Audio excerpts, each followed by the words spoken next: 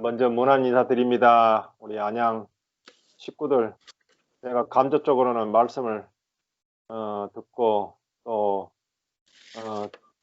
하고 있지만 이렇게 얼굴로 이렇게 대면을 하니까 또 새롭네요. 또 인사드리고 오늘 참 뜻깊은 날이네요. 제가 좀처럼 금요일 날 쉬지를 않거든요. 그런데 처음 이제 직장 들어가 가지고 연차라고 하는 월 1회 쉬는 연차가 처음으로 있는 날이 오늘입니다. 그렇구나. 그래서 자매가 한번 하라고 그러는데 내가 계속 이유를 달았거든요. 내가 금요일 날 시간이 안 돼서 못 한다고. 그랬는데 발뺌을 못 하게 돼가지고 이렇게 오늘 하게 됐습니다.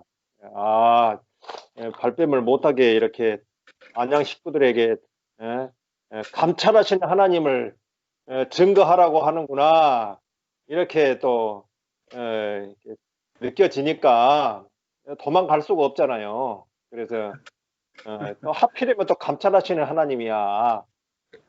그래서 이거 도망가지 말고 해야 되겠다 하고 오늘 순종하는 마음으로 이렇게 하게 돼서, 그리고 또 금요일 날 또 쉬게 돼 가지고 한 달에 한 번 쉬게 되는데 이제 뭐 꼼짝없이 매월 하루 연차 쉬는 날을 금요일 날로 정해야 될 것 같아요. 아멘 할렐루야. 아무도 안 하니까 모르겠네. 아멘. 아멘입니다. 아멘. 오늘 14번에 나와 있는 잘하시는 하나님, 본문 말씀은 창세기 16장 13절로 16절 말씀입니다. 먼저 읽고 시작하겠습니다. 하갈이 자기에게 이르신 여호와의 이름을 나를 살피시는 하나님이라 하였으니 이는 내가 어떻게 여기서 나를 살피시는 하나님을 배웠는고 함이라. 이러므로 그 셈을 부엘라 헤로이라 불렀으며 그것은 가데스와 베렛 사이에 있더라. 하갈이 아브라함의 아들을 낳음에 아브라함이 하갈이 낳은 그 아들을 이름하여 이스마엘이라 하였더라. 하갈이 아브라함에게 이스마엘을 낳았을 때에 아브라함이 86세였더라. 아멘. 우리가 익히 알고 있듯이 아브라함이 86세 때에 이스마엘을 낳게 되는데, 원래 본처는 아브라함이 사라잖아요. 사라 이렇게 이름을 이제 하게 되고, 아브라함에서 나중에 이제 아브라함이 되죠. 여기 이제 본문에는 아브라함으로 나와 있네요. 그래서 하갈, 첩인 하갈과 이제 사라와 사이에서 아들을 낳지 못하니까, 아이가 없으니까 이제 그때 당시 문화적인 배경으로 이제 종을 통해서 첩을 통해서 이제 아이를 낳게 되면 이제 아들을 자녀로 삼게 되는 그런 그 관습에 있는 문화적인 살고 있는 거죠. 그래서 아들을 낳았는데 이제 이름을 이스마엘이라 했다 했습니다. 여기서 이제 그 오늘 주제가 나오는 감찰하시는 하나님에 대한 이제 배경이 되고 있어요. 하갈이 이제 잉태하자마자 자기의 여주인인 사라를 무시했다라고 하는 대목이 나옵니다. 그래서 내가 이제 아이를 낳게 되면 여주인은 아들을 낳지 못했잖아요. 그런 상황이니까 아들을 낳게 되면 내가 여주인 못지않게 사랑을 받고 집안에서 당당한 위치에 설 것이다, 뭐 이런 하갈의 이 깊은 내막이 있는 것 같아요. 그래서 이제 무시를 하게 된 거죠. 그래서 이제 우리가 이제 교회 생활 하는 데 있어서 아주 근본적인 질문을 하게 됩니다. 그래서 인간적으로 볼 때 하가는 아무 잘못이 없는 것처럼 이제 보인다는 거죠. 그러나 여기서 그의 근본적인 문제가 드러나는 것을 볼 수 있는 거죠. 결국은 이제 아들을 딱 임신하고 나니까 이제 다른 마음이 생기는 거죠. 그래서 종이라는 자기의 그 위치, 신분을 망각한 채 이제 그 은혜를 잊어버린 거죠. 잃어버리고 내가 아들을 낳으면 내가 이제 가장인 아브라함의 그 사랑을 독차지할 수 있겠다 라고 하는 그런 마음이 이렇게 있었던 것 같아요. 그래서 결국은 이제 종인 신분을 잊어버리고 주인을 무시하게 되는 이제 그런 배경이 깔려 있는 겁니다. 그래서 우리가 오늘로 이야기하면 은혜가 없게 되면 은혜로 아이를 낳고 은혜로 살고 있다고 하는 것을 잊어버리면 자기의 의의와 자기의 능력과 자기의 어떤 기능과 자기의 잘남과 결국은 그거를 이제 목사님은 자기의 의의로 표현을 하셨는데 은혜가 없으면 자기 의의가 이제 드러나게 된다, 나타나게 된다고라 하는 거죠. 그래서 세상에서나 교회 속에 이제 생활을 하면서 자기 의의가 드러나 이제 버리는 경우에 연합이 깨지게 된다. 관계가 깨지고 연합이 깨지고 이렇게 이제 된다고 하는 거죠. 그래서 결국은 자기 의의를 자기 옳음과 의의, 자기의 뭐 능력, 자기 어떠함을 이제 과시하게 되는. 그래서 이제 은혜를 잃어버리게 되면 이렇게 위치를 이탈하게 되면은 이런 결과를 초래하게 된다고 하는 거죠. 그래서 아무리 높은 위치에 이른다 하더라도 남을 무시한다거나 자기를 과시하는 그런 은혜가 있는 사람에게는 그러지 않는다는 거죠. 자기가 높든지 낮든지 무슨 일을 하든지 성공을 하든지 잘나든지 어떠한 상황에 처하더라도 은혜가 있는 사람에게는 자기가 과시를 한다든지 또 자기가 남을 무시한다든지 그러지 않는다고 하는 거죠. 예, 그래서 결국은 은혜 위에 내 어떠함이 어떠함 위에 은혜가 있어야 되지 그 은혜를 이제 망각하게 되면은 자기의 의의와 능력과 자기 어떤 출세와 자기의 잘남을 자기 의의를 이제 드러내게 되는 결과를 초래하게 된다는 거죠. 은혜는 가난함, 가난함 자기의 찻자리 그 가난함 위에 은혜가 있는가 하는 거죠. 그래서 여기서 이제 목사님이 이제 가난함이라고 이제 표현을 하셨는데 그 은혜와 가난함이 이렇게 동일시되는 표현을 쓰신 거예요. 그래서 가난하지 않고 그 은혜가 없는 사람은 자기의 높아짐과 부유함과 자기의 능력과 자기의 출세와 자기의 성공을 통해서 남을 무시하거나 또는 과시하는 그런 성향을 보이게 된다고 하는 거죠. 그래서 본문에서는 그거를 이제 율법, 법과 동일시했어요. 자기 의의를 자기 의의와 법을 갖다가 동일시해서 이야기하고 있고 목사님은 은혜와 가난함을 동일시해서 근본적인 자리에 근본을 이야기할 때 이제 그렇게 이야기하고 있는 거죠. 그래서 한마디로 이제 집약을 해서 표현하자면 은혜냐 자기 의냐 이걸 이제 보게 된다는 거죠. 그래서 은혜가 있고 자기의 근본의 자리를 위치를 이탈하지 않는 자리에 있게 되면 연합으로 가게 되고 관계에 있어서 문제가 없는 거죠. 그래서 사람의 자리에 있게 되면 관계에 문제가 없는 그래서 연합으로 가게 된다고 하는 거죠. 그런데 반대로 자기 의의로 가게 되면 그게 자기 옳음과 이 법이라고 하는 테두리 안에 있게 되면 타인을 무시한다든지 자기 자신을 과시한다든지 둘 중에 하나로 이렇게 드러나게 되죠. 결국 어떻게 보면은 하나라고 볼 수 있어요. 자기 의의는 타인에 대해서는 무시하고 자기 자신에 대해서는 과시하는. 결국은 연합에 걸림돌이 되고 분열을 가져오게 된다 하는 이야기로 집약해 볼 수 있습니다. 이제 목사님은 그 예화를 이제 들면서 다말, 룻, 바세바, 마리아, 예수님의 그 어머니인 조상 그 이름 여인들을 이렇게 이야기하면서 성경의 예화를 들었어요. 그래서 인간 상식적으로 이제 판단해 보면은 다 그 상황이 옳지 않는 그런 상황, 그리고 부정적인 그런 상황이라고 볼 수 있습니다.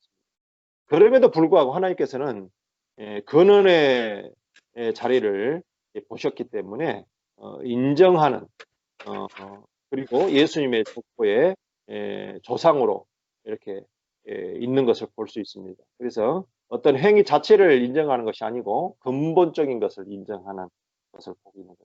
그래서 사람의 생각과 하나님의 생각은 다르다는 거죠. 그리고 사람은 표면을 보고 결과를 보지만 하나님은 이면을 보고 근본을 보신다라고 이제 이렇게 정리해서 이야기할 수 있습니다. 그래서 인간적인 관점과 하나님의 관점에는 근본적으로 차이점이 있다. 이렇게 이제 구분해서 말씀을 하고 있는 거예요. 그 중에 이제 오늘 본문이 바로 하갈이라는 인물을 통해서 구체적으로 이제 말씀을 하시는 거죠. 이게 이제 큰 이제 소주제라고 볼 수 있습니다. 그래서 은혜냐, 자기 의냐, 이렇게. 그리고 사람의 관점으로 보는 거냐, 하나님의 관점으로 보는 거냐.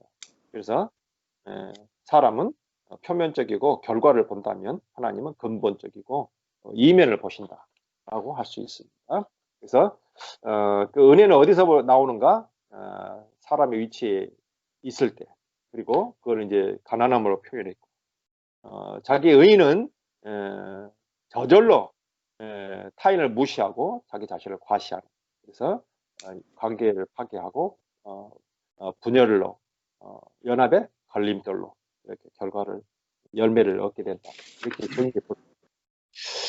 그 다음에 이제 큰 의미로 학대에 대한 이야기를 했어요. 그래서 이제 여주인을 이제 무시하고 자기 자신을 과시하다 보니까 사라가 인간적으로 보면은 이제 하갈을 학대하는 그런 내용이 나와요. 그래서 표면적으로 보면 잘못한 거죠. 근데 또 인간적으로 보면 당연한 거고, 그 종의 첩의 위치를 이탈한 그런 자에게 가만히 있을 수가 없잖아요. 여주인으로서. 그래서 이제 학대라고 하는 단어가 나옵니다. 그래서 사례는 하갈을 학대했다. 이 학대했다고 하는 그 의미는 그 원어를 보면 벗기다, 속을 보기 위해서 벗겨내다. 그리고 수치를 주기 위해서 벗겨냈다, 누르다, 압력을 가하다, 이런 의미가 있어요. 저는 이 말씀을 들으면서 더 이렇게 구체적으로 조금 의미를 더 표현해 보자면 폭로시키다, 내면을 폭로시키다, 이면이 폭로되다, 또는 어떠함을 증명해내다 라고 하는 그 학대에 이런 의미가 이렇게 오늘 목사님 말씀을 쭉 준비하면서 벗기다, 드러내다, 심하게는 폭로시키다, 증명하다, 이렇게 그 학대에 대한 함축적인 의미를 좀 이야기할 수 있어요. 그래서 이제 목사님이 이거를 이야기하면서 뭘 이야기를 하셨냐면은 율법과 생명에 대한 거를 말씀을 하셨어요. 자기 의의는 생명을 만나면 반드시 본색이 드러난다, 이렇게 표현하셨어요. 그래서 율법이 생명을 만나든지 자기 의의가 생명을 만나게 되면 이제 이렇게 드러내게 되고 폭로가 되고 증명이 되진다는 거죠. 그래서 율법으로 하는 거냐, 자기 의의로 하는 거냐, 생명으로 하는 거냐, 은혜로 하는 거냐 하는 거는 반드시 상대적인 거죠. 그래서 이렇게 만나게 되면 그게 반드시 드러내게 돼 있는 그런 이야기. 그래서 이제 교회 생활하다 보면 이제 목사님 그런 말씀을 하셨어요. 과거에 교회 생활을 하다 보면은 생명을 전달하다 보면 생명 아닌 사람들이 폭로가 되지잖아요. 심판이 되죠. 제가 이제 중국에서 이제 정한선 목사님 형님을 만나게 되면서 첫 만남으로서 시작되었는데 한선 형님이 말씀을 하시는데 제가 심판이 되지. 내가 진짜 집회인 줄 알았는데 이렇게 심판이 됐어요. 그리고 내가 주님의 생명을 전하는 자로 살고 있었는데 알고 보니까 내가 생명이 아닌 교리로, 지식으로, 내 어떠한 의로, 오름으로 내가 지금 사역을 하고 있구나 하는 것이 폭로가 되졌어요. 그러니까 그게 내가 진짜인 줄 알았는데 가짜가 벗겨진 거죠. 드러난 거고 폭로가 된 거고 증명이 된 거예요. 대부분 이런 것을 만나게 되면 둘 중에 하나의 반응을 하게 됩니다. 하나는 생명의 말씀을 하는 사람들을 이단시하고 적대시하고 거부하고 반응을 보이든지 이제 은혜가 임하고 자기의 가난함과 어떤 정말 하나님을 찾고자 하는 진리를 찾고자 하는 그 진실한 그런 그 바탕이 있는 사람들은 내가 죄인입니다. 내가 잘못 양식을 먹었습니다. 내가 노선을 지금 잘못 가고 있습니다. 이제까지 내가 잘못 지은 하나님을 믿고 주님을 따랐습니다. 라고 고백을 하지 않을 수가 없는 거죠. 저는 다행히 은혜가 입혀져서 제가 어떤 뭐 진리를 분별하고 무슨 어떤 그런 차원이 아니고 은혜로 저는 이 말씀을 받아들이게 됐다고 하는 거죠. 딱 폭로가 되어졌을 때 내가 감당할 수 없는 그런 심판이 나에게 왔어요. 그랬을 때에 내가 도저히 이걸 부정하거나 멸시한다든지 거부한다든지 반항할 수 없는 그 자리가 있었어요. 지금 생각하면 그게 저에게는 은혜였죠. 만약에 내가 잘 나가고 자기 의의가 있고 내 잘남이 있고 어제 그랬다 하면은 저는 이걸 받아들일 수 없는 상황이었을 거예요. 근데 때를 딱 기다려서 하나님이 완전히 저를 그냥 낮은 자리에 가난한 자리에 그리고 도저히 꽉 막혀있는 사방이 막혀있는 하늘에만 문이 열려져 있는 상황에서 이 말씀을 들었거든요. 그게 은혜죠. 제가 만약에 잘 나간 자리에 있었다면 이 말씀 저도 동일하게 거부하고 반항하고 무시하고 그리고 엉뚱한 것을 이야기해 가지고 제가 박차고 더 이상 듣지 않는 그런 자리에 아마 있지 않았겠는가 그렇게 생각이 됩니다. 어떻든 학대는 드러내고 그래서 감찰하시는 살피시는 하나님 안에 이 내용이 포함되어 있는 겁니다. 감찰하고 살피다 안에는 벗기다, 드러내다, 폭로하다, 증명되다 라고 하는 것이 포함되어 있습니다. 사례는 하갈 그 종의 위치를 벗어난 자기 의와 어떤 자기 잘남과 자기의 그 과시 무시하는 것들이 여주인을 통해서 학대라고 하는 것을 통해서 이제 이렇게 벗겨지게 되는 상황이 된 거죠. 그래서 결국은 이제 어떻게 됩니까? 주인의 그 집에서 쫓겨남을 당하잖아요. 물론 이제 이스마엘을 낳고서 번창하게 되죠. 번창하게 되지만은 감찰하시는 하나님이라고 하는 그 굴레를 벗어날 수가 없다고 하는 거죠. 그래서 이 외형적으로는 뭐 세상적으로는 잘 살 수 있어요. 그리고 성공할 수 있습니다. 잘 나갈 수 있어요.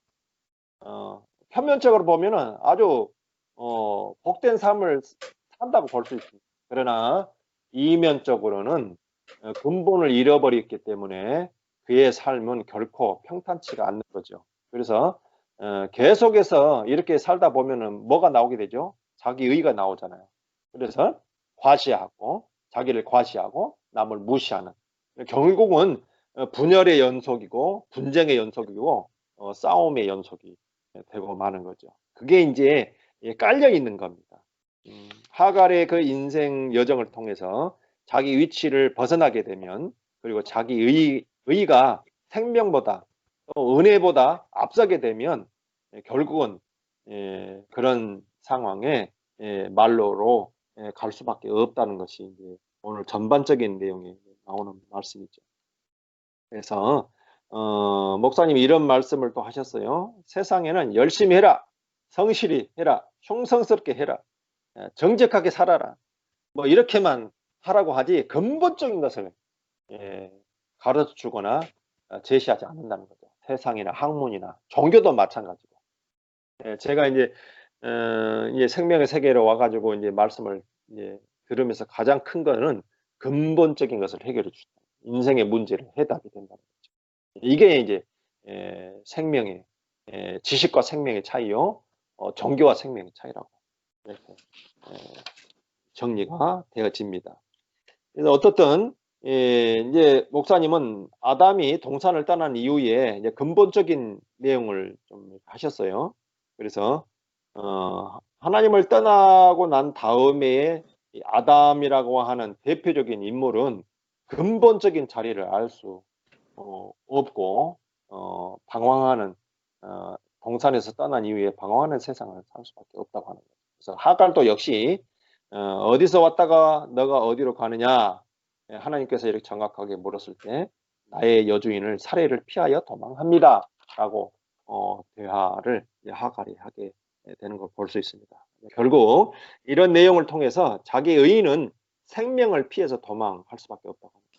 생명을 만나면 자기 의인은 도망가는, 회피하고 도피하는 그런 삶을 살 수밖에 없다고 하는 거죠. 목사님이 이제 말씀을 해주셨어요. 그래서 이제 결국은 이제 종교도 마찬가지고 이 세상도 마찬가지고, 그래서 종교의 제약사에 대한 이야기도 하셨어요.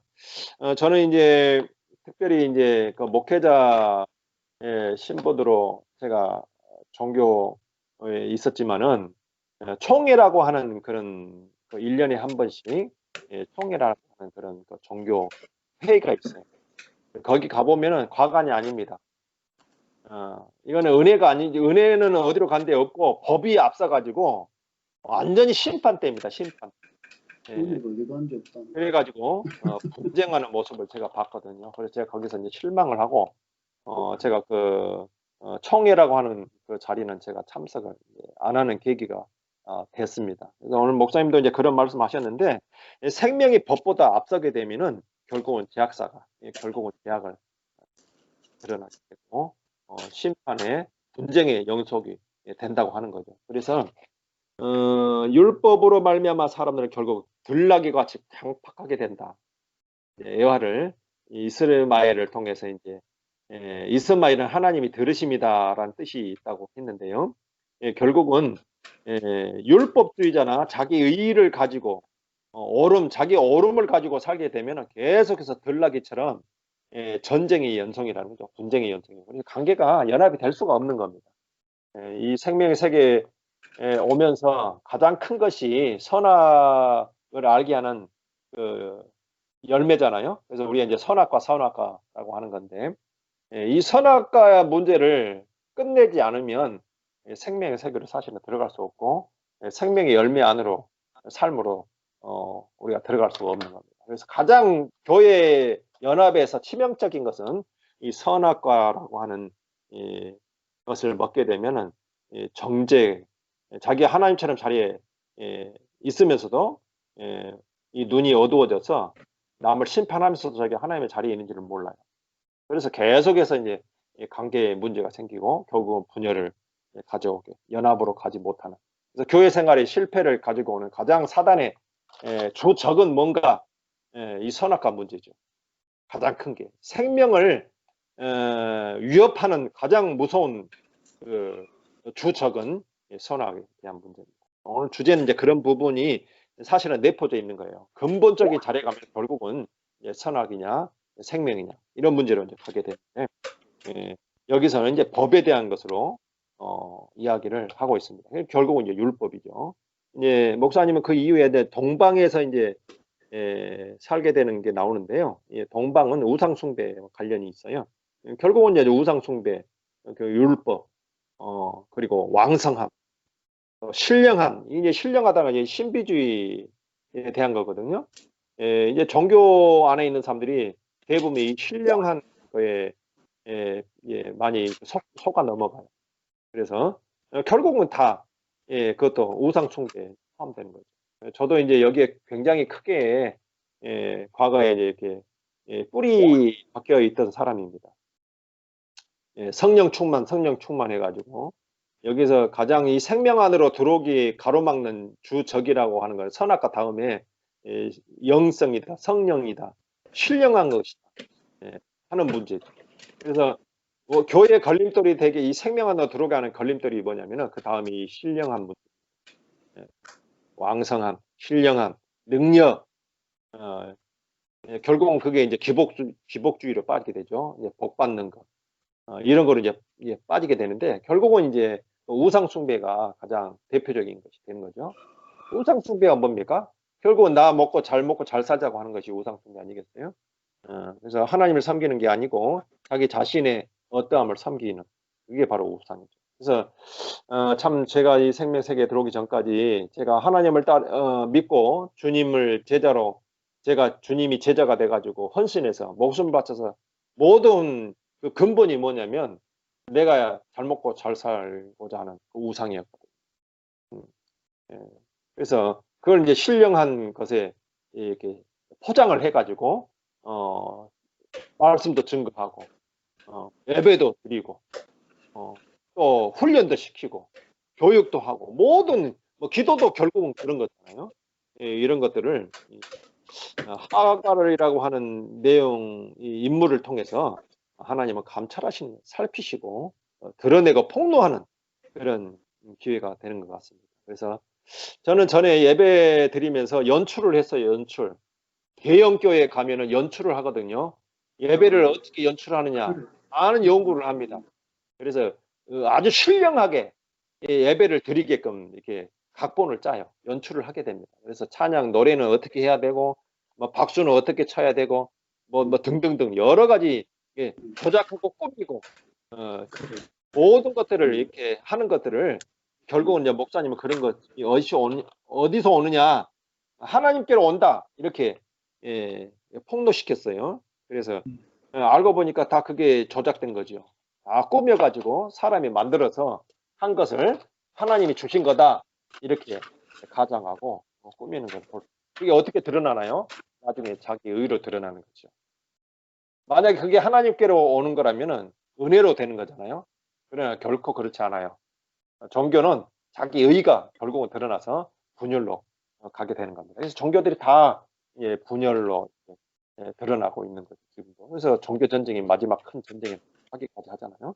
그래서 결국은 은혜로 하느냐 율법으로 하느냐 이게 굉장히 중요한 이렇게 드러내는 것이 되는 거죠. 그래서 이제 교회 생활을 하다 보면 이게 다 드러나요. 제가 이제 우리 서울교회에 와가지고 제가 교회 생활에 들어오면서 관문이 그거였어요.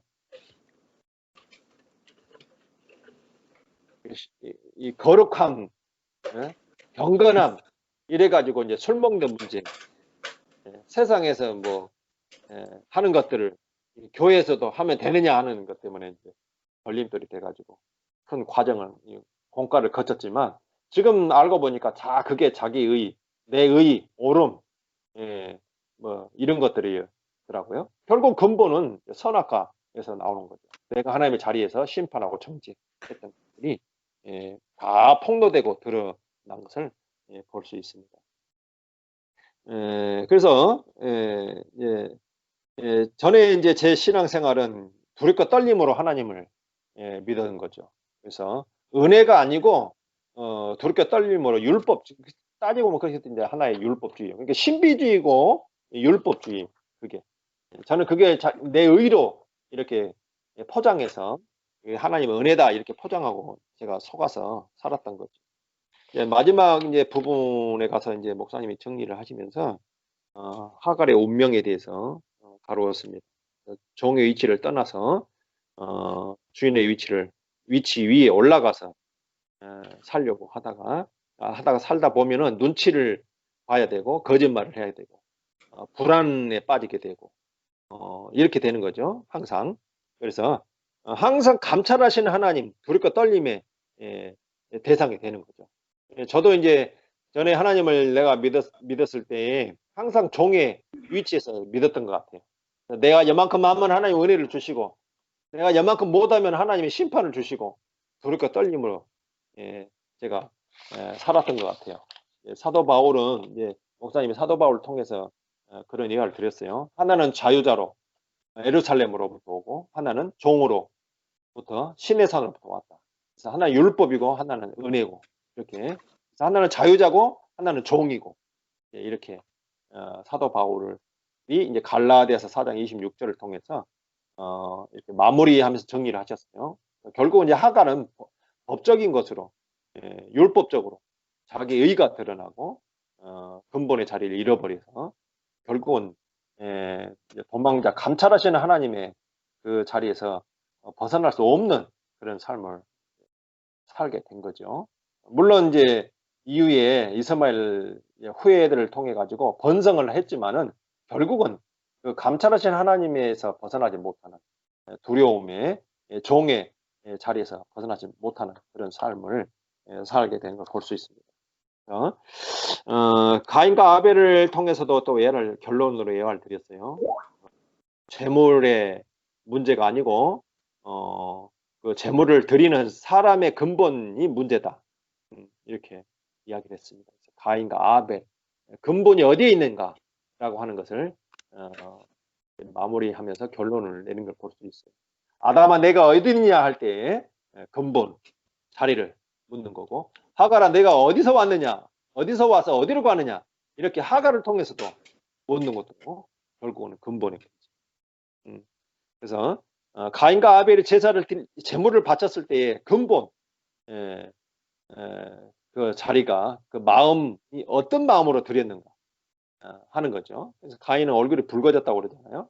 그래서 결국은 자기 의로 드리기에 대물에 인해 가지고 폭로가 되고 드러나게 됐다고 하는 거죠. 오늘 이제 하갈이라고 하는 인물을 대표적인 그 여종을 통해서 감찰하신 하나님에 대한 내용을 다뤘습니다. 그리고 이걸 통해서 이제 법과 생명, 은혜냐, 자기 의냐 이런 내용을 통해서 교회 생각할 때에 가장 주적이 무엇인가라고 하는 거.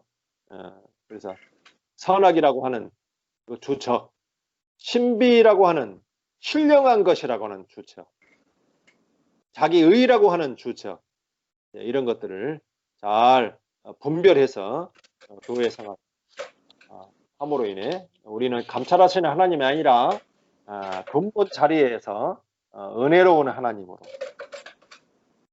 자유자의 아버지의 하나님으로 삶을 우리가 통해서 교회에서 아주 연합의 안으로 하나님의 주님의 거처로 지체로 하나님의 형상으로 살아가기를 원합니다. 주님을 찬양합니다.